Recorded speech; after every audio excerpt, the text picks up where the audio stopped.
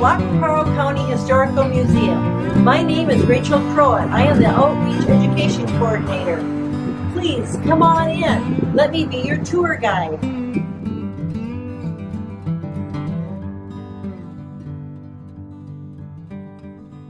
Women's suffrage in Lac qui Parle County and in Minnesota. Women's suffrage was one of the featured topics for the museum's spotlight on local women, women's organizations and activities, and fashion. Throughout this reading will be the reports on women's suffrage that took place throughout the country in Minnesota and in Lac qui Parle County. In addition, we included the styles of the time and items used by women in the workforce in the first half of the 1900s. The first Women's Rights Convention was held in Seneca Falls, New York in July of 1848. It was organized by Elizabeth Cady Stanton, Lucretia Mott, and a group of local Quaker women. Minnesota women began to pressure the legislature in the 1860s to amend Section 1 of Article 4 of the Constitution of the state of Minnesota to give women the right to vote. What may have been the first petition for women's suffrage was introduced in the Minnesota House of Representatives on behalf of Eva J. Spalding in July of 1866. It was referred to the Joint Committee on Amendments to the Constitution but went no farther. In February of 1870, the 15th Amendment of the United States Constitution was ratified. This amendment specified that the vote shall not be denied or abridged by the United States for any state on account of race, color, or previous condition of servitude. Gender was excluded.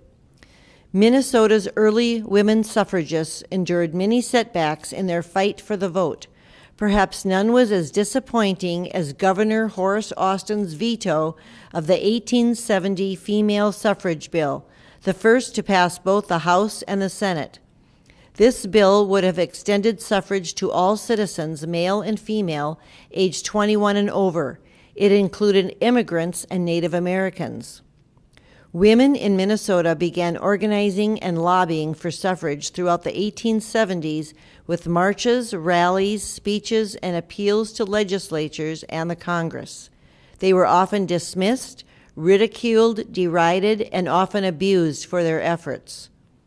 As time neared for a constitutional amendment concerning women's suffrage in school affairs to be voted upon in 1875, the press, which was the paper in Madison, Minnesota at the time, warned, "It will be well to thoughtfully consider this matter and vote intelligently and seriously.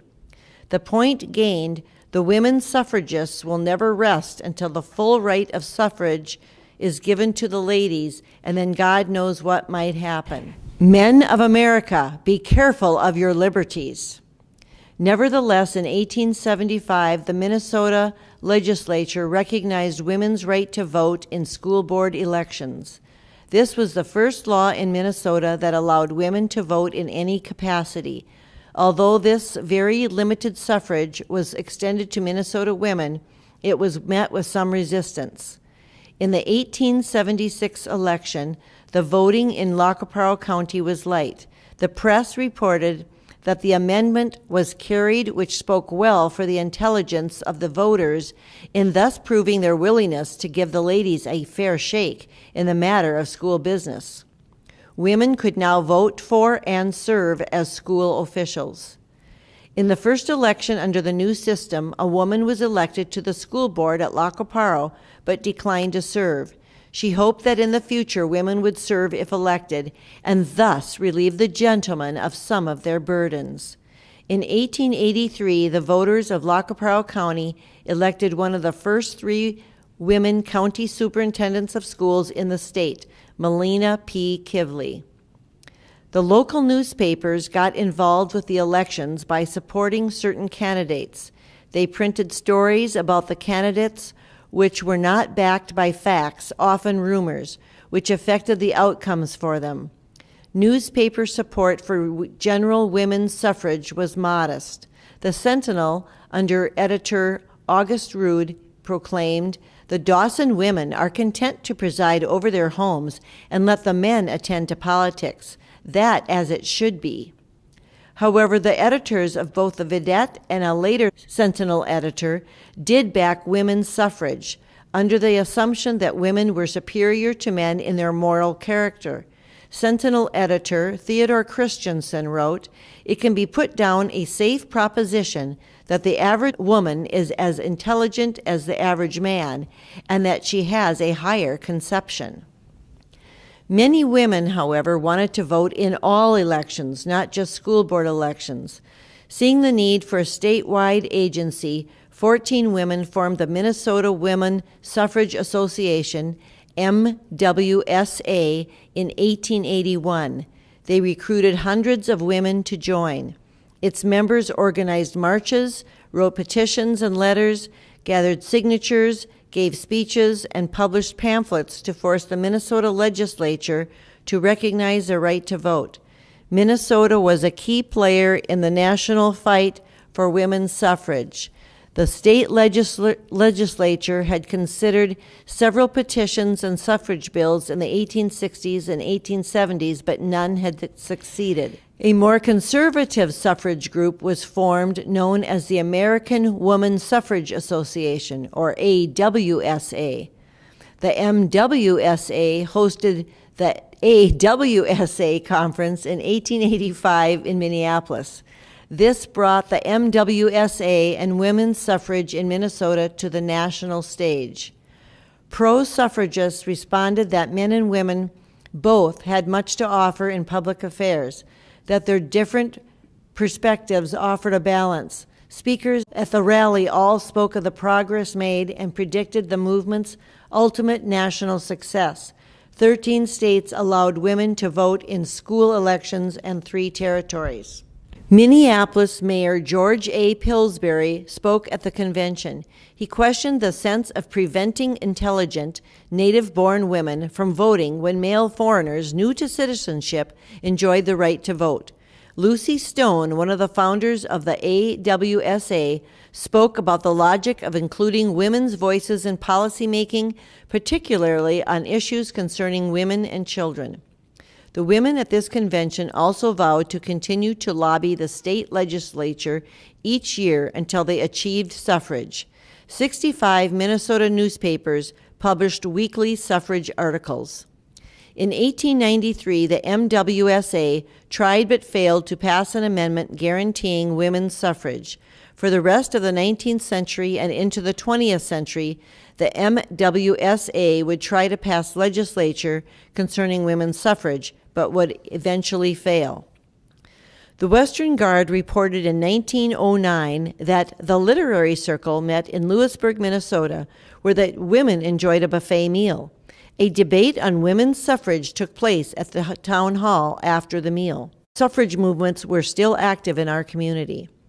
During the 1910s, the suffrage movement picked up momentum again. Clara Uland of Minneapolis became serious about the rights of women, especially voting. In 1914, she organized a parade through Minneapolis of over 2,000 suffrage supporters, which brought women's suffrage renewed attention. The local movement for women's suffrage in Lac qui Parle County slowly gained strength through women's clubs and debating societies. In 1916, women presented 2 papers at the meeting of the Library Literary Society in Madison. Barbara Pecor, a teacher at Dawson High School, and Clara Severson, a teacher at the Lutheran Normal School, were both in favor of women's suffrage. A debate took place on April 9, 1917, at the Madison Opera House on the question, "Shall the right to vote be extended to the women of the United States?" The Guard reported, "The argument was opened for the affirmative by Edward Jacobson, who proved without any further question that the fair sex should be given the ballot. He was followed by Theodore S. Slen, who showed just as conclusively that it would not be a good thing for the women or the country to give them the ballot." After a short recess, the discussion was again taken up. J.H. Driscoll for the affirmative, making an impassioned appeal for votes for women. He was followed by Arthur Lee, who proved by statistics and eloquence that women's suffrage states were really not so well fixed with progressive and humane laws as the states where women were not permitted to vote. The arguments were closed by Edward Jacobson for the affirmative and Theodore Slen for the negative. A march for women's suffrage was held on Main Street of Madison during the Lac qui Parle County Fair in 1916. The parade had been organized by Belle Jacobson and Agnes Opegard. Agnes was asked to speak at the fair, at which she gave some standard arguments for giving women the right to vote. Women who participated in the local suffrage movement tended to be businesswomen, wives of professional men, or the children of these kinds of women. Other women were too busy with work and children. Rural teachers were generally too isolated to participate. The suffrage movement had only a fraction of the force of the Women's Christian Temperance Union movement. During World War I, the suffrage movement had some momentum as the shortage of men on the home front led to increased roles for women. In early August 1918, Grace Randall of the Minnesota Suffrage Association was in Madison to secure names as a petition in favor of votes for women. The federal suffrage amendment, the 19th Amendment, was brought before the U.S. House of Representatives on January 10, 1918, and passed the House. The proposal lost by 2 votes in the Senate on September 30, 1918. Therefore, Randall's visit in August was timely, and she was greeted by members of the local suffrage committee.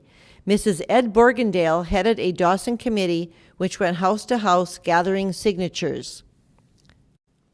The movement picked up momentum when the 1919 Minnesota State Legislature passed an act to allow women to participate in primary elections and political conventions.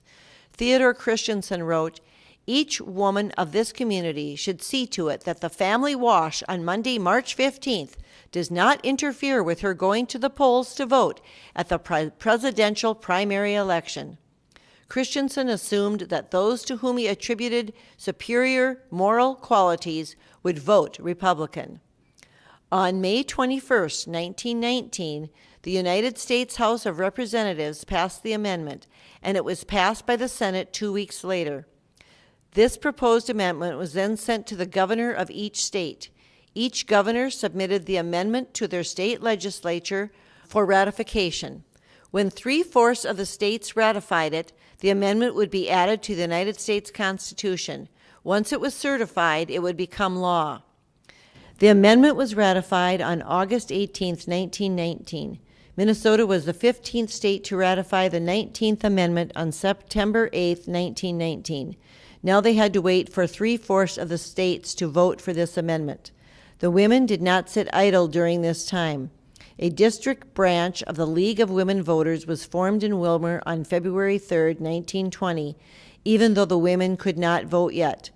With the amendment still not certified, female delegates were sent to a county political convention on May 5, 1920. The first 4 women sent to the Republican convention were Mrs. Ed Borgendale of Dawson, Mrs. William Lusk of Riverside Township, Mrs. E. Sage of Dawson, and Mrs. Anna M. Stone of Marietta. A school of political education was held at Madison by the Minnesota League of Women Voters in July of 1920. A county branch of the League of Women's Voters was formed then with Mrs. H. L. Hansen elected president, Mrs. Theodore Christensen vice president, Mrs. Hilda O. Slind second vice president, Mrs. Edwin Jackson secretary, and Mrs. C. E. Peterson treasurer. The Secretary of State certified the 19th Amendment on August 26, 1920, and became law. This amendment prohibited the states and the federal government from denying citizens the right to vote on the basis of sex. On October 11, 1920, a school of political education was held at Marietta, featuring talks by Mrs. H. L. Hansen and other speakers. By this time, women officially had the vote across the nation. As you just heard, many women spent years to earn the right to vote in all elections, over 60 years.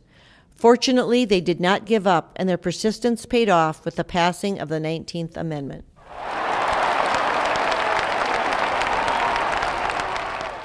If you are interested in more Lac qui Parle County history, check out the Lac qui Parle County Museum, located in Madison, Minnesota.